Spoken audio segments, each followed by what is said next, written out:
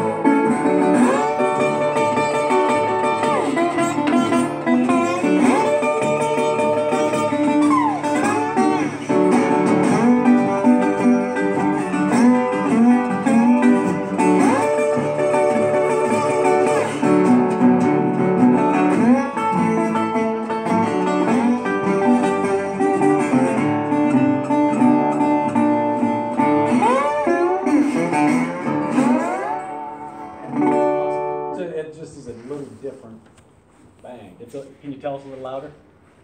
But yet, and it's fun to listen to. You might have your style, but like you can imagine that being much more entertaining. Oh yeah. And rhythmic, so you can hear the rhythm of the thumping. Yep. You're using the thumb, but then you can hear this kind of wild and crazy stuff. Yeah. But yet, it sounds kind of good as new though. Like, well, thank you. It does sound kind of good as new. Because one of my stepdad's friend had one of those. Oh yeah. And it was like 60 or 90 years old. Yeah. And it still sound good as new. I haven't done anything with this, put new strings on it, so everything's original. It's a little scratched up, and I bought this, a long time ago. I was living in Colorado Springs. I was coaching a university out there, and I always wanted one that was pretty cheap on sale, relatively speaking, because they're really, really expensive now. But called the guy. It was in Nashville, Tennessee, and I called the guy and asked him for me to play it for me over the phone, and he played it, and I loved it. And yeah, I haven't done much else since. But it's Vicky. Same type of thing is being able to play that bass stuff on and play some lead with this slide and really make the thing talk. And I'm not probably going to sing anything for you today. Usually it's got to be later at night, bonfire and all that stuff. But yeah, you can play a lot of. Sorry. Oh, you go ahead. This is Beacon wants to see it at the athletic office. Maybe He looks like he knows. Maybe you won something. Maybe. Well, I think it was a fight. But yeah, like a lot of songs that you could sing would be mimicked with the slide, because this is like a voice. You can make it say certain things. So let's see. I'll try something.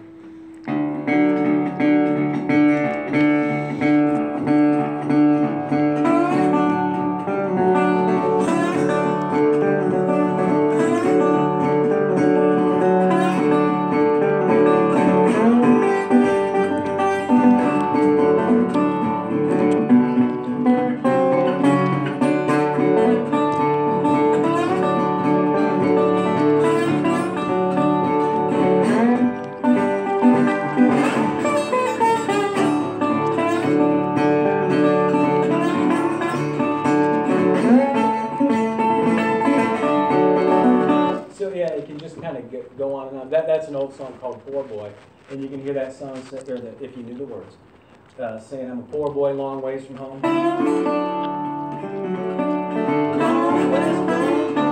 So that's kind of how it goes. Yeah, there's a lot of different words that are echoed with that. And then... can you guys hear us? You can almost hear rock and roll in that. Yeah. The chords change. oh, yeah. There's when you get to the rock and roll that even though that's old too, but like the 50s and 60s rock and roll, you can almost hear the blues like chord changes in like a Bill Haley's Yep. Comets or Buddy Holly. Buddy Holly. Yeah. Yeah. Yeah. Take those blues progressions and turn it to rock and roll. Absolutely. So yeah, it's a very interesting culture study because it was primarily done initially with by African Americans for African Americans down in southern areas, and other people have, obviously since then caught up to it, and just the regional styles, it's so different. Like we talked about, most of the stuff I played this morning or this afternoon is primarily stuff from Mississippi area. But Georgia had its own style. Like North and South Carolina, they call it Piedmont blues, much more intricate, finger-picking, almost ragtimey sounding things that they would do.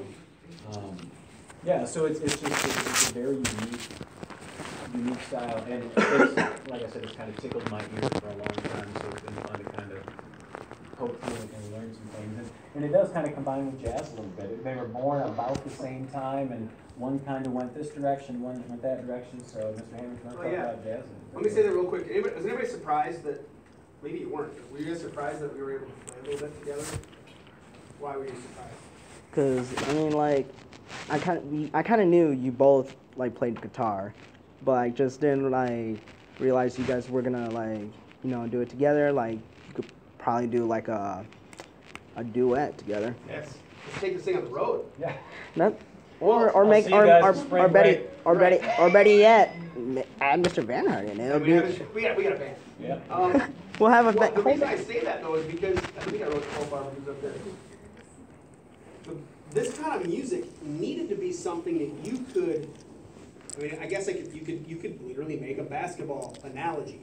If you worked on your layups and you worked on your jump shots enough to the point where you could walk around anywhere and play a pickup game, and kind of some basic, I don't even know, but like, if you knew some basic plays, I mean, I know like the give and go, the back door. Just how to play the game. How to play the game. You can go play basketball with anybody, but if you had some common knowledge, 2 or 3 guys about what you're going to do before you do it kind of thing, sometimes, you can have a good team.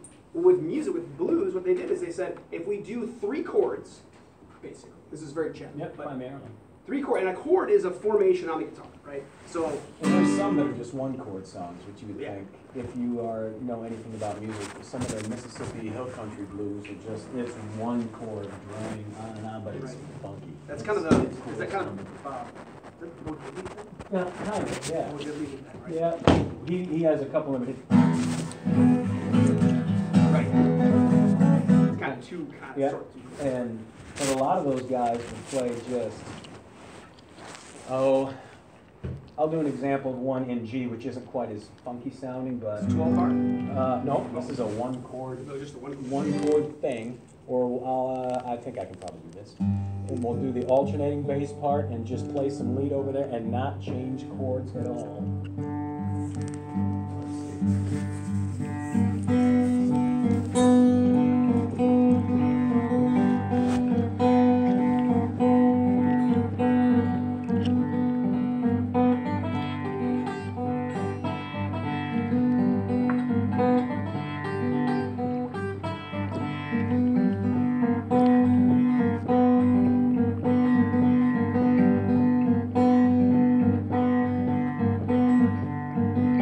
Something like that, where that doesn't change. That's a G chord.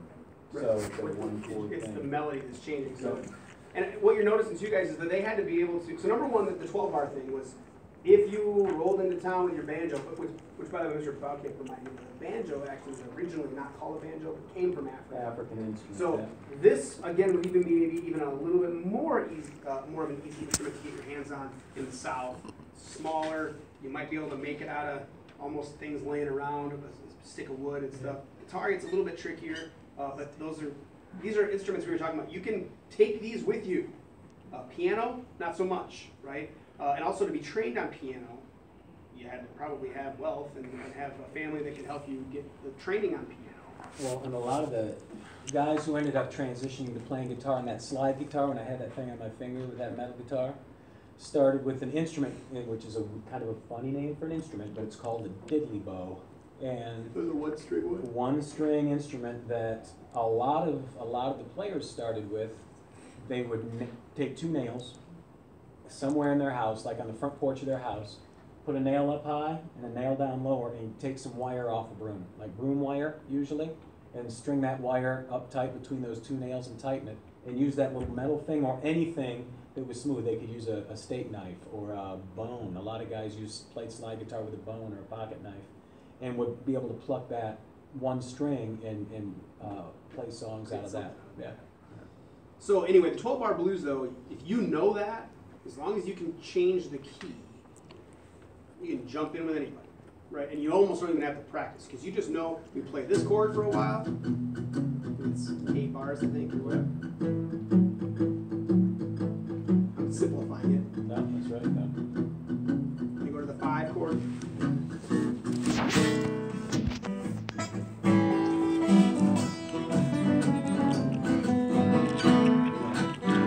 Just very, once you learn, I mean, it's not easy. No, so I was talking to another class. It's like, we sit up here and we're playing this, and he's like, whoa, like, they're making it look easy. It takes a lot of work, you know, it's like anything else. It takes a lot of work and commitment, but I did that when I was like 14. So once I learned the blues, I learned how to change the keys to those blues songs. So I could play it in E, which is the most common, probably. You can play it in G. It kind of sounds like rock and roll. Yeah. I wonder if G was kind of a common. I could play in A. So you just forced yourself to memorize these different forms, and you can play with anybody. They say, oh, we're going to do the key A. Okay, cool. But it's only 3 chords, and as long as you know the format, you can jump in with anybody. Now, the difference with jazz, number one, a lot of the difference with jazz is the speed with which that music was played, right? And also the types of chords, right? So blues, as we noticed, in some cases seems more simple. I wouldn't say the picking is Right. easy. The picking he's doing is actually pretty intricate. But it's 3 chords, maybe 4 chords, and you can kind of do whatever. Jazz music, you're talking about bringing in trumpets, and saxophones, and trombones, and drums. So you have a much larger ensemble. And you have music that's just, not that blues wouldn't be for dancing too, because it could be. But jazz was specifically for and meant for you know, boogie woogie, swing, bebop music that could cruise along. I mean, if the faster you could play, the better you were. And I mean, if you had a drummer and a bass player going, and you'd have to play these chords that sound, to me, they sound like jazz, you know? It's like a major 7 chord. So if you have a drummer going fast, and you're like, there's definitely blues sounding chords in there, but that's jazz music, which was, they would swing it too, they call it syncopation, where instead of it being, I guess you kind of swing blues too. Yeah. Let's see if I can think of a straight song, like Metallica's Enter Sandman, right? So, so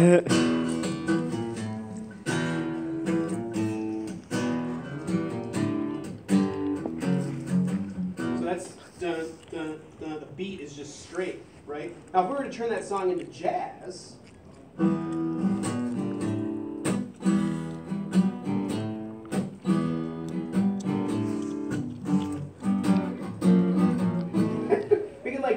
I could slow it down, and I could swing that rhythm, and it almost turns into a jazz song. Okay, so you might be like, I don't still really know the difference, but there's some similarities for sure because the time frame and the type of things going on. But jazz, a lot of times jazz was a bigger group. They were playing in almost a more refined places. More refined, and you're playing in a venue, right? You're getting hired to make money and playing late into the night, whereas blues guys could be on the side of the corner, you know.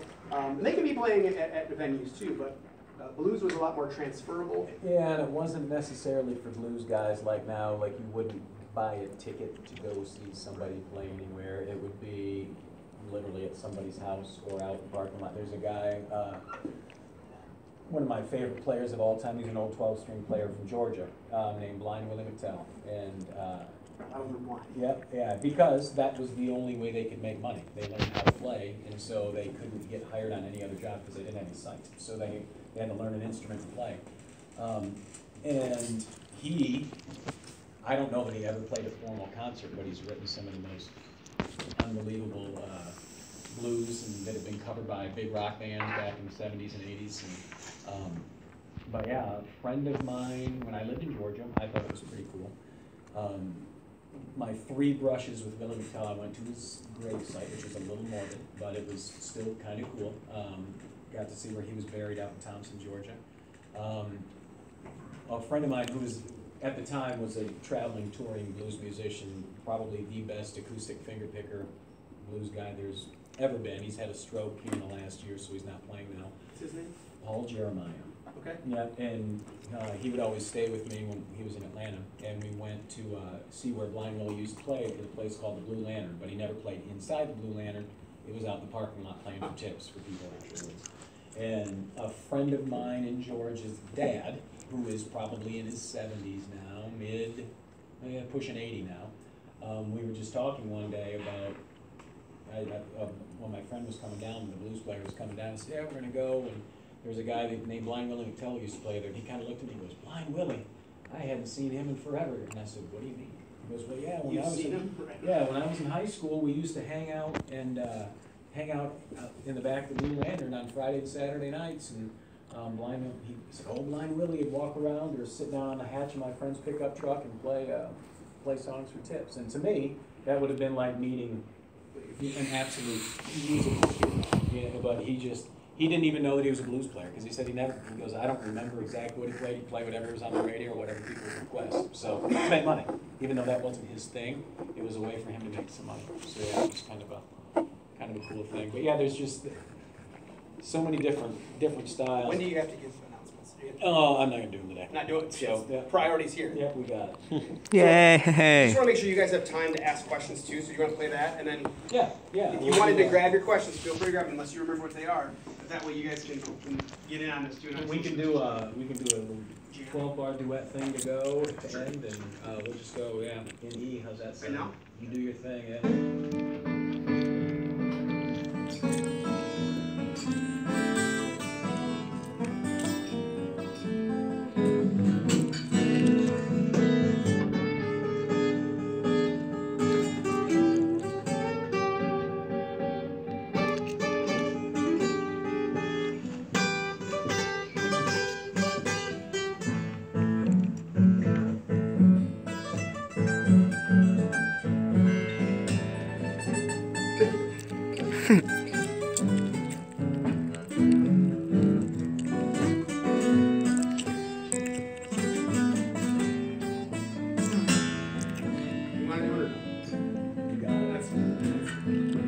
So, you guys look wondered that too, like, I was just making that up. That's called improvisation. And jazz is a lot of improvisation too. Now, when I first started learning how to do this, it was like, okay, you have to learn a scale, kind of like learning an chord. And that scale is just the notes that fit in with what Mr. Zuber was playing. I just kind of know that form. See you guys. And different places on the guitar to play that. I'm not trying to make you guys be like, whoa, how does he do that? It's difficult, but once you learn it, it's like shooting a layup. You just aim for the top corner of the white square and you put it down, right? But it's also fun because every time it's different, right? I'm just kind of like, let's do some high notes, you know? Because I know that these notes fit into those chords that he's playing, right? Or I could play it lower. I could be down here. Whatever I want to do. So that's what's also really fun about jazz and blues is that, you know, you can kind of make something up every time if you want it. Every time it's different. A lot of jazz players, when those saxophone guys would improv or those trumpet players improv, it's pretty cool, but they're not reading music. They're just playing What they feel. improvisation. And sometimes to show off, right? So sometimes you're like, you know, play like fast to make people go, whoa, cool. Or sometimes, I always heard this, like you can learn all the fast licks you want, but one of the most sage advice I ever heard was, if you can do a one note solo and make it do something, then that's more important than doing 500 notes. So then you just, You got it. you want to just play E for a minute? Just the E chord, yeah. So then like I have to figure out how do I make.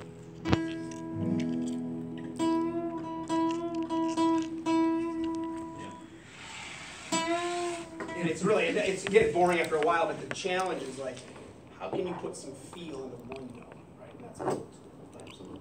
Anyway, Well, does anybody have any what questions? questions you guys have? for me or Mr. Hammond or anything? Yes. What's the difference between Delta and Chicago jazz or blues? Blues, well, Delta blues was kind of where it all originated, back in the earliest recorded, not like recorded, but somebody wrote something. Had a train station in Tutwiler, Mississippi. There was a note, somebody had written something of a very shabby-looking African-American man, torn overalls, no shirt, sitting in the train station, playing a guitar, making it make weird sounds like they've never heard before. But he had something in his hand, so probably a slide. And that was about 1914, so a while ago, over 100 years ago. And since then it's evolved. So that's the biggest difference, is like Mississippi Delta blues. The Delta blues is more rhythmic and acoustic and just kind of one guy doing his thing. His thing, where Chicago is when probably in the 1950s, late 50s, early 60s, a lot of those guys moved up north for jobs because there weren't a lot of jobs to get in rural Mississippi. It'd be like living in Marne would be a big city down there, kind of. Okay, so they moved to Chicago because there were, and Detroit, manufacturing jobs, factory jobs. You could get jobs that would pay, and that's about the same time too that they had invented what was called the electric guitar. So they could plug in, and this my old resonator, my National guitar is loud, but not as loud as an electric guitar can get. And so then they ended up coming up. It just allowed for different styles and some different sounds, and then they plug in guys playing harmonica and guitar and throwing some drums in, and so that's what that is. So that's a good question. You think you could play some for us? I don't have an electric guitar here with me today, but I'll give you two names to check out. All right, Muddy Waters, which is kind of a funny name. Check him out. He's kind of the king of the Chicago style of blues. Muddy Waters and Howlin' Wolf. And another guy that's still alive that's doing it, that did a lot in Chicago, is a guy named Buddy Guy. Buddy Guy. He's 80-something now and can still absolutely play. It kind of rings a bell. Yeah. And you can, like we said, you can go to Chicago on pretty much any night of the week to the Chicago blues area, and there's the blues clubs Down on Wabash Street, over there. Yeah. And what's interesting too about Chicago is that jazz kind of comes, and Mr. Zuber said this too, like, you know, remember New Orleans is like, French colonized it, you have this like Cajun culture, you have African Americans coming in for slavery, and it's a port, right? So New Orleans is this like cultural mecca. Musical gumbo. Yeah, it is a musical gumbo, for sure. So that's why you get lots of different weird recipes coming out of New Orleans, because there's so many cultures that have overlapped there. Jazz and obviously blues is right by there too, but that's where the origination of those styles came from. But there was not enough people that had enough money to make it a go. So a lot of the jazz musicians like Louis Armstrong, who's a jazz guy, trumpet player and composer, they end up in Chicago, and then they end up in New York, of course. But Chicago's the sort of first place, like there's a lot more people here, there's people with money, more chance of making money. So Chicago blues ends up there, jazz ends up there, and then of course the big mecca isn't where jazz and blues came from, it's where you made your money, was in New York. Absolutely. What other questions do you guys have? Anything about, like, why does Zuber care about this? I got one last So old, man. I got one last one.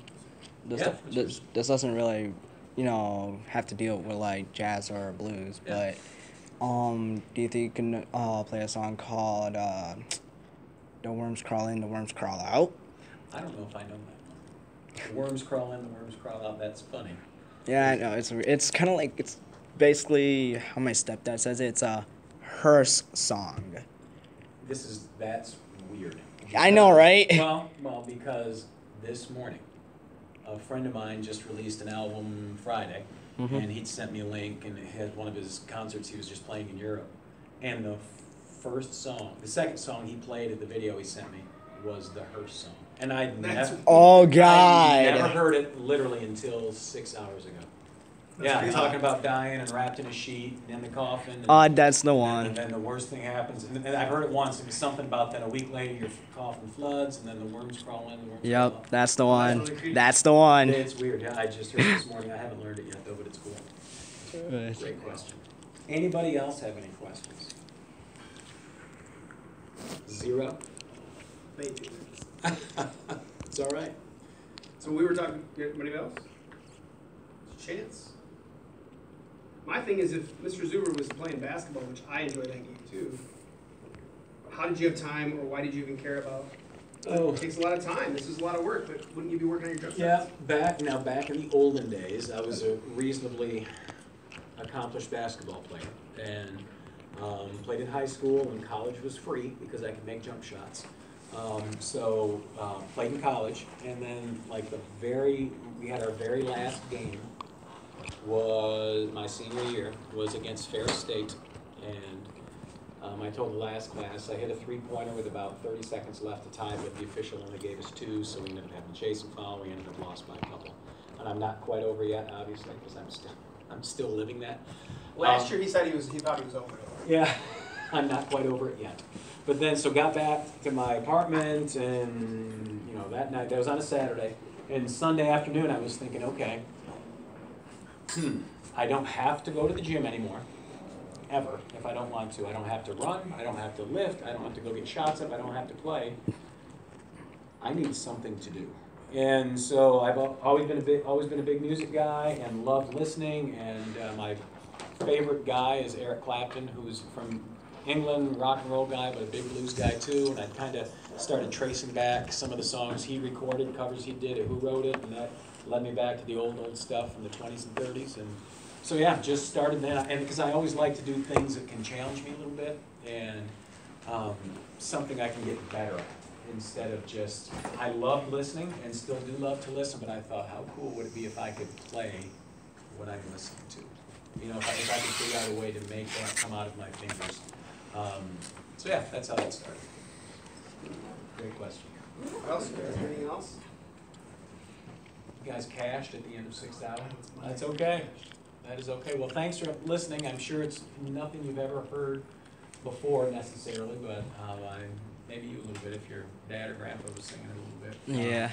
But if you get a chance, it's a lot of foundations of a lot of cultural things and a lot of societal things, and even just a lot of roots in a lot of the music of today. It's kind of a cool thing to look back and see where it comes from. So.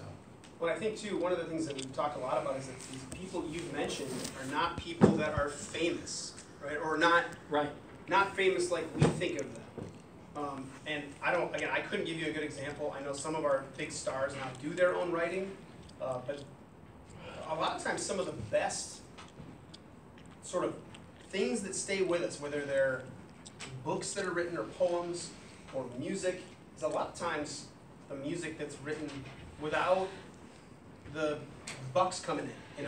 You're pouring something into some real feeling and some real a real message to say, might be coming from somebody who's the most down and out, right? So I'm trying to remember too. Was it the Glue Dolls, that group? That like they had one hit, and then he went like writer's blank. Yeah. Couldn't write a song for like years, and then all of a sudden wrote the song for that movie. Pressure was on. Pressure was on, and he like forced him, but somehow it came out. So I think that's what's interesting too, is you're telling us about these blues guys who kind of are no names, Right. Oh, and some of them died no namers. Well, a lot of those guys, yeah, I'm looking at the time, I don't want to overrun you, but a lot of those guys, literally, the amount of money they got for these songs that ended up being covered 30 years later by big mega rock bands, they would get, on a good day, $10 to go in and record a song. So if I went in to a studio and recorded 10 songs, I'd walk out with $100, which is pretty good. And to them in 1929 or 1930, that was literally, I was talking to one guy who made his first records in 1929. And he said he thought, he honestly didn't think he'd have to ever work again the rest of his life because he had $100 in cash. And obviously, then the records sell or somebody else covers it and somebody takes it and it's in something, but he never got what's called a royalty check, not 1 penny after that. And he'd written a couple songs that ended up being pretty big hits for other people, and lots of other bands had covered it, and he ended up never getting another penny from it. All he made was that $10 initially. You know, he still would play, and in the 1960s when the folk music revolution came, and a lot of those old blues guys were kind of rediscovered, so he got to make some money there, but he never got 1 penny from any of the songs he wrote. And they probably made him sign the dotted line, like, thank you for your song today, we're gonna record it, here's $100, Yep. and we own the song. Yep. And if we wanna have other people play it and make money from it, Yep. that's our prerogative, because we bought it from you, and you got the $100 and you're done. Yep. And he probably didn't really know that officially. No. Oh, no. No idea. That's why you have to read the small We way. defined it, right? Yeah. Absolutely, absolutely. But yeah, that was it. And he, his name was Henry Townsend, and probably the biggest song he ever wrote was a song called "Every Day I Have the Blues," which has been covered by just about every blues guy known to man. And he was in his 90s when I met him, and I tried to help him.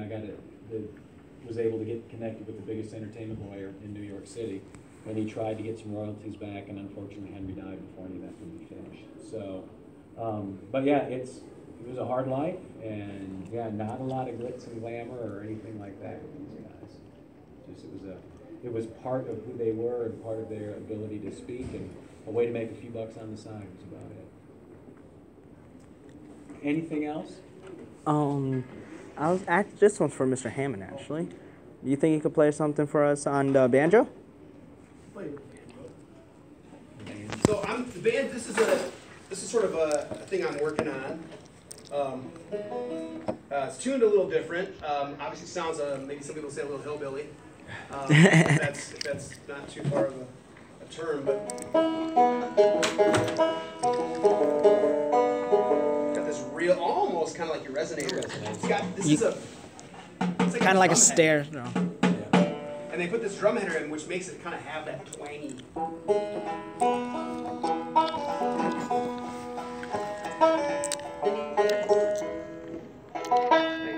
It's a lot harder to play. It's a very strange. You can kind of strum it, but.